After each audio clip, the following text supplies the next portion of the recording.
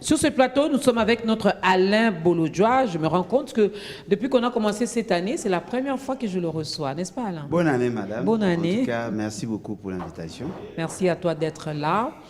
Il y a Pascal, notre politique. Hein? Autrefois opposant, mais il ne l'est plus. Bonjour Pascal. Bonjour. Christian Christian Emango. Bon, Néang a été ici sur ce plateau, donc comprends-moi. Oui. Trop de Christian. C'est normal et surtout... Bonne année à toi aussi. Merci beaucoup, Dorcas Kapinga. Bonne année à toi aussi. Merci. Mais moi, pasteur, je vais souffler. Dorcas Kapinga. Est-ce que Dorcas, vous avez Kapinga, tous na se rappeler, na ebi pe Dorcas Kapinga mususu. Ah, ok. Donc, na Dorcas Kapinga wana et ça bien. Et comme des aboy. Comme il y a bon marraine. Notre parfaite, elle va parfaitement bien. Ça va très bien. Bonne année, Christian. Merci, parfaite. Pareillement, bonne année à toi et à toute la famille. Nous te souhaitons heureux mariage déjà pour 2022. Oui, avec cette Dorcas Kapinga là. Alors, nous sommes là, on n'a plus assez de temps. Claude est quand même gentil. Il nous a ajouté quelques minutes. Alors, le lumumbisme est-il encore d'actualité? Alain Bolodjoa. Le lumumbisme, ça existait quand? Qui l'a amené dans la scène politique? Et quelles sont les idées forces? Sincèrement, je ne pourrais répondre à cette question parce que, d'après ma compréhension, le lumumbisme, c'est juste une idéologie qui est assise sur les idées forces de Lumumba. Et en voyant le comportement de la classe politique aujourd'hui, je ne pense pas que le lumumbisme existe. Peut-être que chaque parti ou chaque leader a pu tirer certains éléments des langages, mais le lumumbisme n'est plus vécu. Si le lumumbisme peut exister, ça doit être probablement en dehors de nos frontières. Parce que je me souviens, j'étais à Casablanca, j'ai trouvé, il y avait des jeunes Africains qui parlaient de Lumumba mieux que nous. Voyez-vous, des gens qui ont pénétré ses pensées, ses idées, et qui l'ont bien comprise, et ce sont eux qui sont porteurs de ces valeurs. Mais sur le plan interne, je n'en vois pas vraiment. J'ai connu le parti lumumbiste unifié, et par moments on sentait qu'ils avaient effectivement certaines valeurs, le lumumbiste, les nationalismes, mais lorsqu'ils ont accédé à la gestion, eh bien, nous nous sommes rendus compte que ce sont des jouisseurs comme tous les autres. Et pourtant, Lumumba, déjà au départ, était un homme de valeur, quelqu'un qui s'est battu pour l'unification du pays, mais aussi pour la dignité.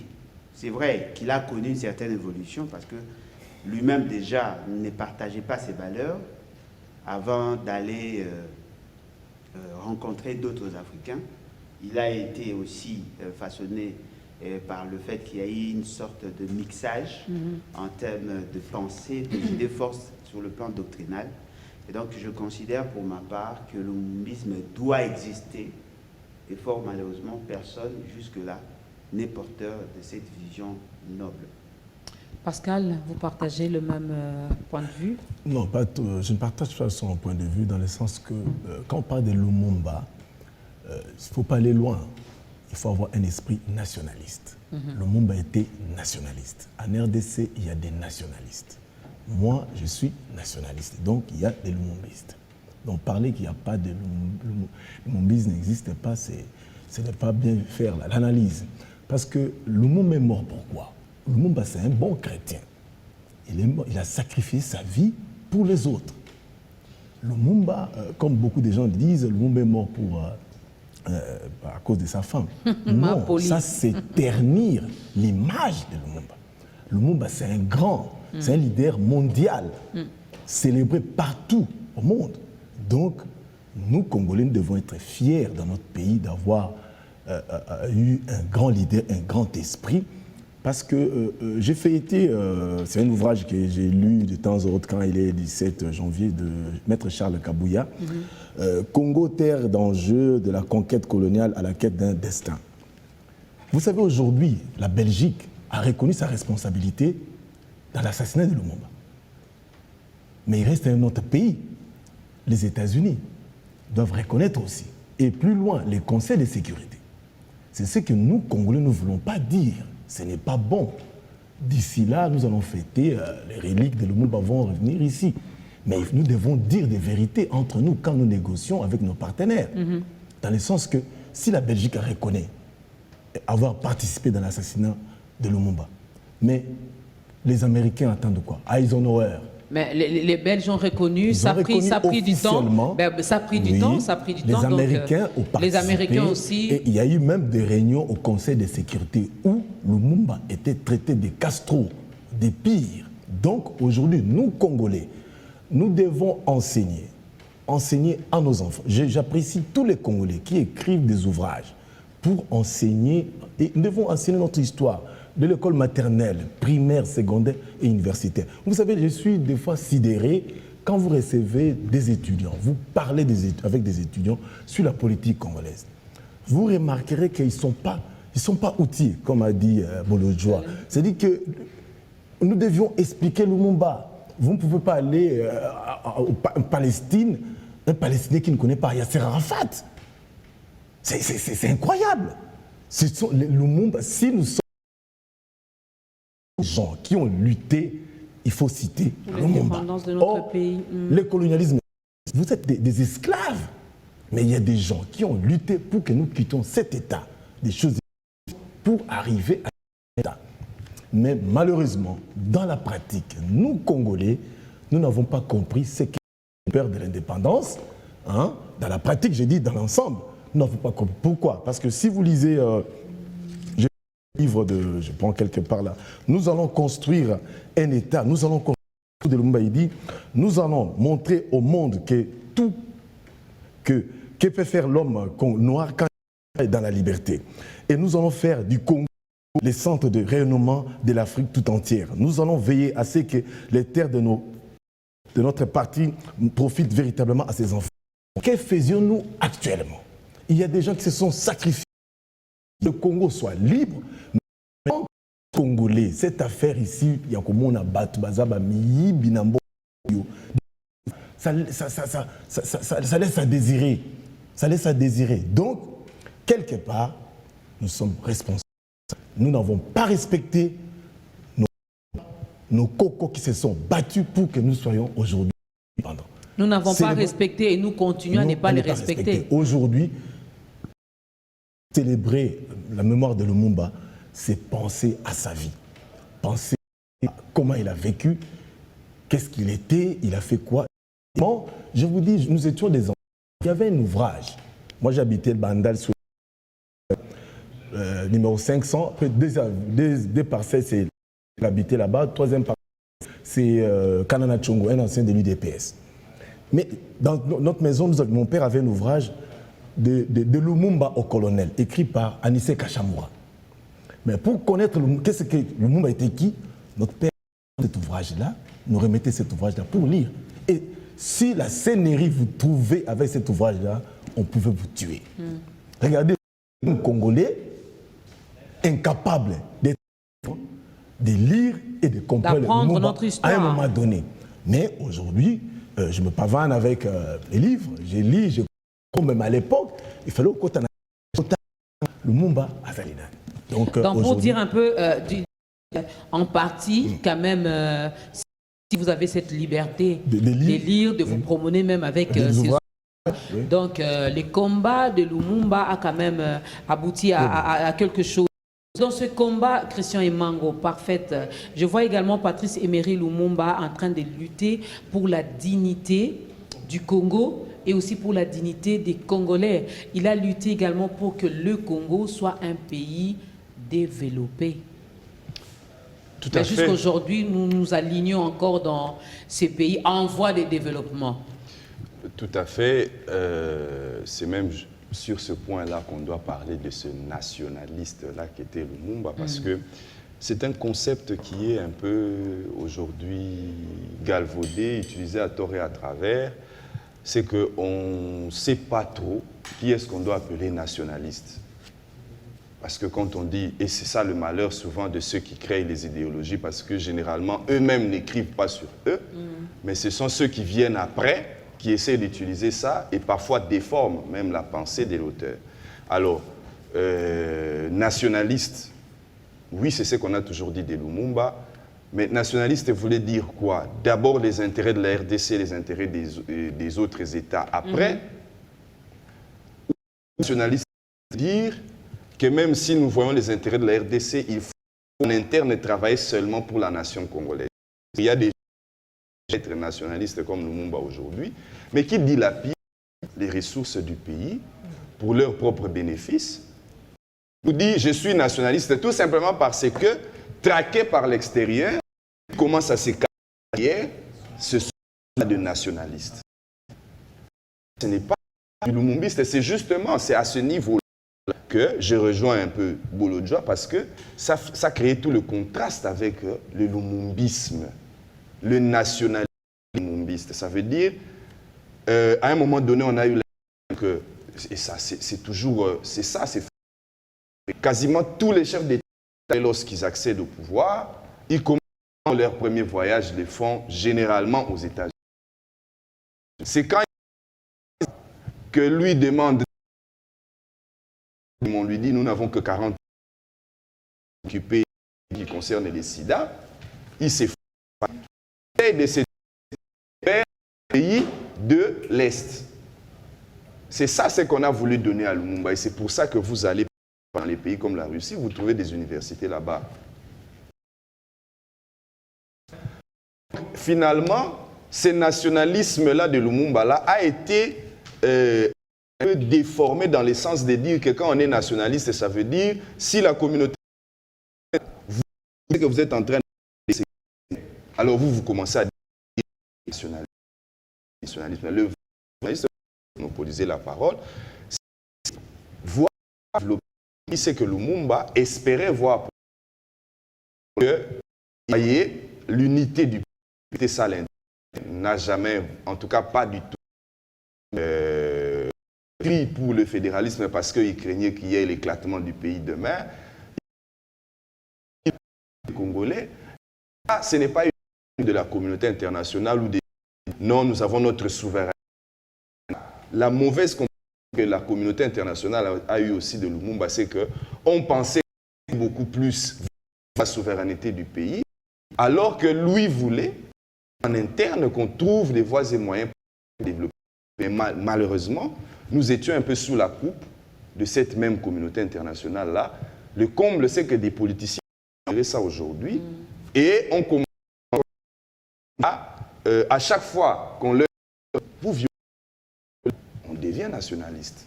Ça veut dire on était de la RDC. Ce n'est pas une question de souveraineté de la RDC. Même les États-Unis, lorsqu'ils violent les droits, pour dire que vous avez ici, c'est une violation. Donc, le développement qu'on doit attendre du pays, Kotika Moïbi, ceux qui vous développez le pays, moi je ne vois pas un pays étranger qui vient le fait. Je n'en vois pas un. Vous allez voir ce qu'on le vrai pour dilapider l'argent du votre propre intérêt. Mais vous vous dites nationaliste, du malheureux. Lui-même, c'est ce que j'ai dit, ne nous a pas dit ce qu'était cette idéologie-là. Ce qui fait que les partis, et ici je n'ai rien contre ces partis-là, quand je regarde les lumumbistes, parfois j'ai l'impression que c'est les Kikong. Ce n'est pas les Lumumba. Parfois j'ai l'impression que c'est la paix autrefois du feu. Ce n'est pas vraiment les Lumumba. Parce que quand ils ont un ministère comme un ministère de mines, ce n'est pas petit. Mais quand les résultats qu'il y a eu dans ces ministères, ils ont eu un ministère de travail, les résultats, heureusement, question des détournements, des citoyens maintenant là en prison, je ne risque pas. Jusque-là, ils ne sont pas cités. Ils ne sont pas. Dans cette lutte contre la colonisation, Lumumba a la pauvreté, le sous-développement. En fait, peut-on dire que les dirigeants également dans ce même ils sont en train de faire tout ce que j'ai énuméré ici? Moi, je trouve, pour compléter un peu ce que les autres aussi, c'est que l'organisation aujourd'hui, elle a juste changé de forme. Plus l'appeler colonisation comme telle, mais elle a juste changé de forme. C'est comme un vêtement, qu'on s'est dit, bon, comme ce vêtement est trop sali, est devenu trop clair, il faudrait quand même qu'on puisse changer. On essaie de garder à peu près le même tissu, comme lui, seulement qu'on va mettre un peu rectangle, on va essayer un peu juste de modifier. Aujourd'hui, pour d'ailleurs même montrer un tout petit peu de colonialisme, c'est comme il dit, un président mais dans son pays. Le voyage qu'il doit faire doit rester dans son pays pour essayer d'identifier les problèmes qui viennent d'être nommés, faire d'abord du pays. C'est une façon de voir que on donne des situations de gens, on va chercher des partenaires. De façon même un État adhère organisation internationale, il sait déjà une partie de sa souveraineté. Donc, c'est pour dire que les organisations, tous ces mouvements-là, tous ces rassemblements-là, moi, comme je peux appeler la communauté internationale, c'est déjà une façon, c'est le colonialisme qui existe seulement, mais c'est moi que tu n'es pas peut-être colonisé par une seule personne, mais il y a plusieurs personnes. Tu marches selon l'idéologie de plusieurs personnes qui se sont assis, où il y a une seule personne peut-être qui est en tête, qui essaie de partager son avis. Donc, on peut juste dire que le colonialisme a changé de nom. C'est comme l'esclavage qui a donné naissance à beaucoup d'enfants, mais on sait que d'une certaine façon, ça existait, juste qu'on essaie de maquiller ça pour la rendre assez acceptable auprès des gens. Parlons de la lutte de Lumumba. Bon, aujourd'hui, on ne la sent plus telle. D'ailleurs, au Congo, c'est très rare vraiment de sentir où des gens le prônaient. C'est plus qu'on va au Ghana, par exemple, dans d'autres pays, où au Ghana, par exemple, qu'on a Kwame, pour eux, c'est lui, même jusqu'à présent, vous allez sentir. Mais à qui... Même au Congo, attend seulement les 17. On attend seulement les 17. C'est très difficile de voir qu'en cours de l'année, on organise une grande conférence où on se dit aujourd'hui, on va essayer de voir, parce qu'il avait aussi ses côtés négatifs, hein, comme il y a un ami qui est historien qui dit lui, il n'aimait pas parce qu'il les trouvait trop impulsifs. Mais on prend le bon côté, on peut organiser des conférences pour essayer de prendre ce qui est de bien. Je ne vois pas une école qui organise une journée où on va parler de Lumumba. Moi, je ne vois pas ça. J'ai étudié, j'ai fini. On attend le 17, on n'a pas ça. On attend les 17. Et puis ça comme aujourd'hui, demain, c'est les vagues qu'on va entendre. Après, on va vous parler assez brièvement. Il n'y a pas cette idéologie, ce nationalisme-là. On parlait des postes. Pour tenir un poste important, c'est d'ailleurs le nationalisme doit être d'ailleurs le premier des critères. Parce que celui qui aime sa nation, lui est voué, il va vouloir son développement. Mais aujourd'hui, nous, quand on parle de détournement, c'est devenu d'ailleurs quelque chose d'habituel. On sait que, bon, il a détourné 32 millions. Tout ça. En fait, c'est plus quelque chose de spécial. On sait que, Eroko Manango Kaka, c'est d'ailleurs devenu, c'est même plus une fatalité d'ailleurs, si je veux dire. Donc même si on mettait pour ceux qui tiennent des postes importants, des postes décisionnels, si on doit me le dire comme ça, c'est qu'ils doivent être nationalistes, ils doivent aimer la patrie. Vous devrez tout faire pour. Donc dès que tu acceptes même d'être député ou bien d'être même bourgmestre, d'être chef du quartier, c'est qu'on a relevé en toi l'amour, le souci de développer, de développer la partie où tu as la responsabilité, tu veux apporter les changements. Et d'ailleurs, ça doit commencer là. Le chef du quartier qui aime son quartier. On voit les bourgmestres qui aiment sa commune. On est en train de voir tout ça. C'est même dans ça qu'on peut détecter qui est un vrai nationaliste. C'est par là qu'on peut voir le cheminement. Il s'est battu. Chez nous, on ne sait pas d'où il est sorti, il devient ministre. Alors d'ailleurs, moi je trouve qu'on doit être dans les provinces. Qu'a-t-il fait? Les petites responsabilités. On voit la grandeur que tu as relevée, en fait, que tu as eu dans les petites responsabilités. Et là, on donne. C'est là d'ailleurs les vrais critères d'un bon citoyen, d'un bon nationaliste. Alors, faute de temps, on va faire encore le dernier tour de cette table pour donner la parole à Alain Bolodjoa. On a compris, on a parlé ici, on a mis l'accent sur les nationalismes. Finalement, on a compris que Lumumba pour nous, bon, un héros national, ben oui, ça reste seulement le 17 janvier qu'on pense à lui, qu'on essaie un peu de reparler encore de lui, qu'on essaie un peu de reparler de sa lutte, de son combat, de ce discours qu'il avait tenu, qui avait fait également couler beaucoup d'encre et de salive. C'est seulement le 17. Déjà demain, le 18, c'est fini, on va oublier, on va attendre encore le 17 janvier de l'année prochaine. S'il y a un conseil à prodiguer, Alain, aux dirigeants, aux autorités, surtout à la jeunesse congolaise, parce qu'elle a dit quelque chose. Lui, au moins, il a eu la grâce que son père, il trouvait un ouvrage et il donne à ses enfants pour dire « lisez pour connaître qui était Lumumba ». Mais les autres qui n'ont pas cette grâce-là. Bon, je crois qu'il a tenté de ne pas partager mon avis, mais dans ce qu'il a dit, on a retrouvé un peu d'Alain dedans. Justement parce que lui n'avait pas bien compris ce que je disais. Voyez-vous? Je m'inscrirai toujours en faux si un monsieur de sa génération disait que Mobutu arrêtait des gens qui lisaient les livres qui parlaient de Lumumba. Faux. La particularité du livre qu'il a fait allusion, c'est qu'il y avait une sorte d'électrochoc de la société pendant l'époque où on écrivait les livres. C'est-à-dire qu'on critiquait la gouvernance de Mobutu. C'est ça, en fait, c'est ce côté-là. Parce que qui a fait de Lumumba héros? C'était Mobutu. Mobutu prétendait aussi être lumumbiste. Et pendant cette époque, il y avait d'autres ouvrages qui étaient vendus au pays. Mais la particularité de ces livres, ça avait déjà créé polémique à l'époque. Et ce qui fait qu'on n'a pas voulu que ça soit vendu au niveau national. Parce que ça critiquait le pouvoir de Mobutu qui était un dictateur. Voyez-vous? Un autre élément, il dit, la Belgique a reconnu. Il faut être très prudent. La Belgique n'a pas reconnu sa responsabilité en termes d'assassinat, mais sa responsabilité en termes de gestionnaire. C'est différent. C'est-à-dire que la Belgique était là. Mais l'implication, la responsabilité pénale de la Belgique, jusque-là, il n'y a pas eu procès. Nous sommes de ceux, moi, Guy, Lumumba et les autres, nous sommes dans l'approche d'exiger qu'il y ait procès. Okay. Parce que Lumumba a été arrêté, a été condamné, a été assassiné. Et nous comprenons qu'il y a aujourd'hui les reliques de Lumumba dans un pays. Comment un homme qui a été tué au Congo peut-on retrouver les restes de son corps en Belgique? Et la personne qui détenait sa dent est encore vivante. Alors, si vous pensez que vous allez célébrer Lumumba, non. Ça serait une manière de marcher sur sa mémoire. Parce qu'en réalité, avant d'enterrer ce que vous appelez reste de Lumumba, il faut qu'il y ait procès. On doit juger la personne qui détenait la dent.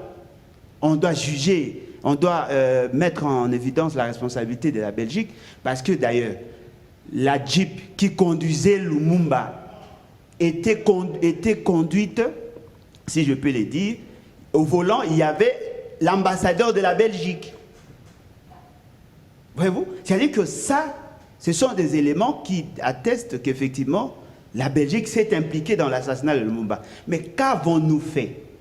M. Félix Tshisekedi est allé négocier avec le roi de Belge pour amener le corps. Le reste de Lumumba. Le reste, c'est ce que nous appelons... D'ailleurs, on n'a même pas fait le test d'ADN pour savoir si ce sont les restes de Lumumba.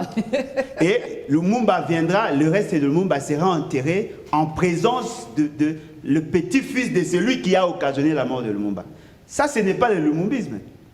Voyez-vous? Lorsque nous parlons lumumbisme, nous faisons allusion aux idées forces de Lumumba. Celui qui prétend être lumumbiste doit bien gérer, comme tout le monde l'a dit. Celui qui prétend être lumumbiste doit avoir une approche socialiste. Vous ne pouvez pas avoir des lumumbistes qui achètent des véhicules pour le membre du gouvernement de 85 000 $, de 130 000 $ dans un pays pauvre. Maître a insisté sur le fait que Lumumba s'est battu aussi pour le pain. Effectivement, la répartition des ressources nationales. Ça fait partie de son combat, ce n'est pas ce que nous vivons. Pouvez-vous comprendre, madame? Kassavou va laisser 2 maisons. Lumumba n'a laissé qu'une seule maison. Mais Alors qu'à l'époque, les pays étaient plus riches qu'aujourd'hui. Voilà. Ceux qui prétendent être dirigeants, en moins de 3 ans, ils ont beaucoup de maisons. Ils se sont achetés de manière insolente. Ce qui veut dire qu'il n'y a pas le lumumbisme en fait. Peut-être que lui est porteur de la vision, mais c'est minimal en fait. Nous voulons assez que l'on fasse la promotion de Lumumba. Oui. Pas que Lumumba. Mpolo était là. Oui. Okito était là. On en parle de moins en moins. C'est-à-dire que nous voulons que la presse, tout le monde puisse s'impliquer pour que nous arrivions effectivement à donner à nos enfants la vraie version, la vraie histoire du Congo. Et cela va nous aider parce qu'aujourd'hui, certaines personnes qui sont prises pour des références ont participé aussi dans l'assassinat. Malheureusement, je ne pourrais pas vous donner le mot de la fin parce qu'il est 11h05 et nous devons nous arrêter ici. On nous avait ajouté que 5 minutes. Mais sinon, merci. Il y avait encore beaucoup de choses à dire. Mais moi, je demanderai à Christian et Mango, à Pascal, à Alain, à Parfaite, puisque nous avons évoqué cela aussi ici.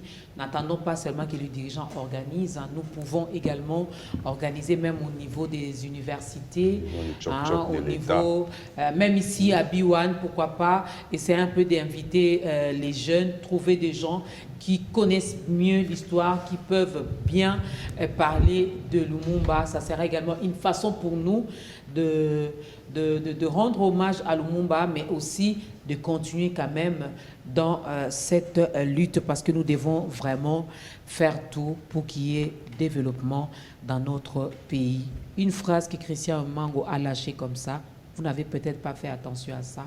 Kassavou, vous n'avez laissé que 2 maisons. Non, Lumumba a laissé, là c'est Alain, mais ta phrase à toi, Lumumba a laissé une seule maison. Christian Mango a dit, à l'époque, les pays n'étaient pas si riches qu'aujourd'hui.